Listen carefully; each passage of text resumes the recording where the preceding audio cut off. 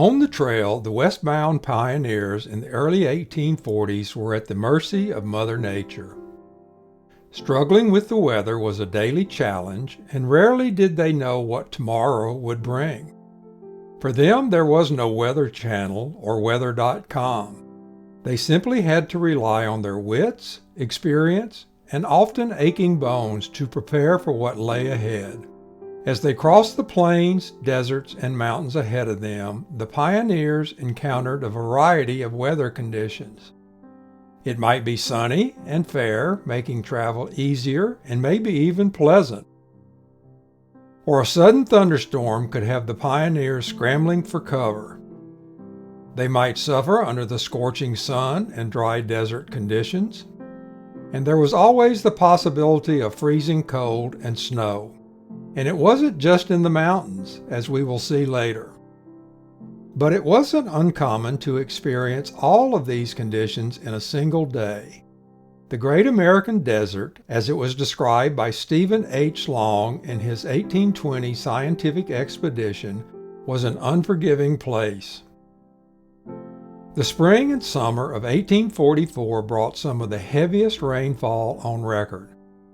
As the over 1,500 pioneers, including the 50 members of the Stevens-Townsend-Murphy Party, set out on their journey west, they were greeted by what seemed to be an endless series of thunderstorms. Today we know these as atmospheric rivers.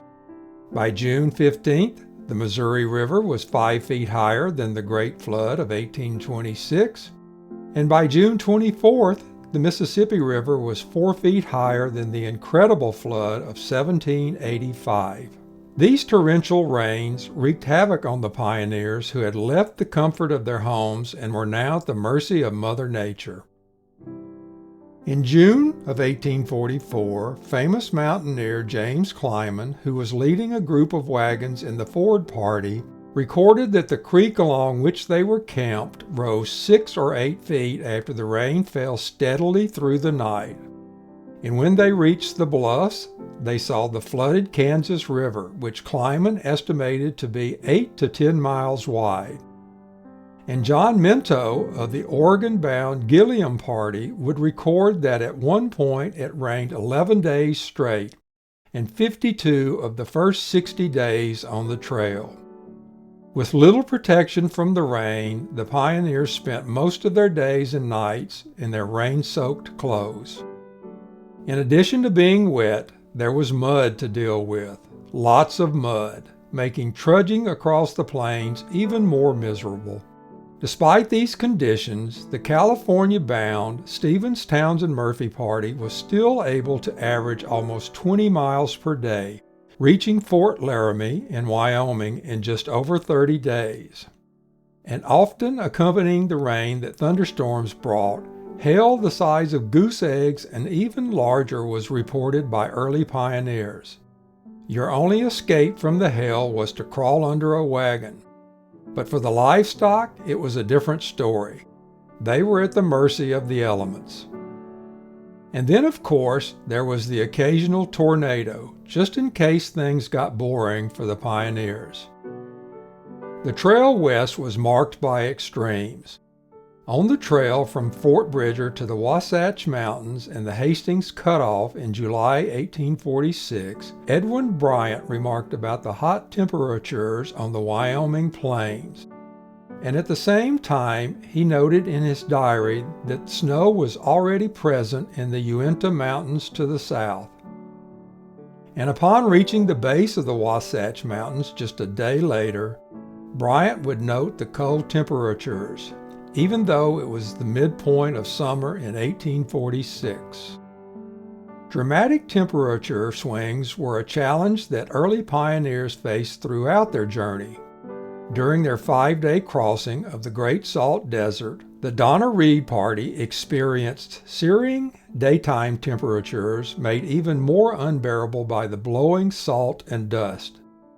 But during the night, the temperature dropped so low that James Fraser Reed would use the family's dogs to keep his children warm. And then you reach the unforgiving Sierra Nevada mountains.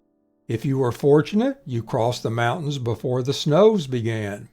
But as we all know, one day could make the difference between life and death. With one massive snowstorm after another and drifts up to 20 feet, the Donner Party would suffer their tragic fate. Not only could Mother Nature be cruel, she was also unpredictable. Take, for example, the Martin and Willie handcart companies of 1856, which were part of the 10 Mormon handcart migrations from 1856 to 1860. Already late in their journey, 980 people with 233 handcarts would become trapped in an early massive blizzard on the plains of Wyoming in October. With little shelter from the elements, 220 immigrants would perish. Today we take for granted the technologies we have at hand to make our travels safe, comfortable, and easy. But for the pioneers in the early 1840s, it was their fortitude, resilience, and strength of character that carried them across the plains, deserts, and mountains. Dealing with the always unpredictable and usually unforgiving weather, the pioneers persisted, fulfilling their dreams of a new and better life.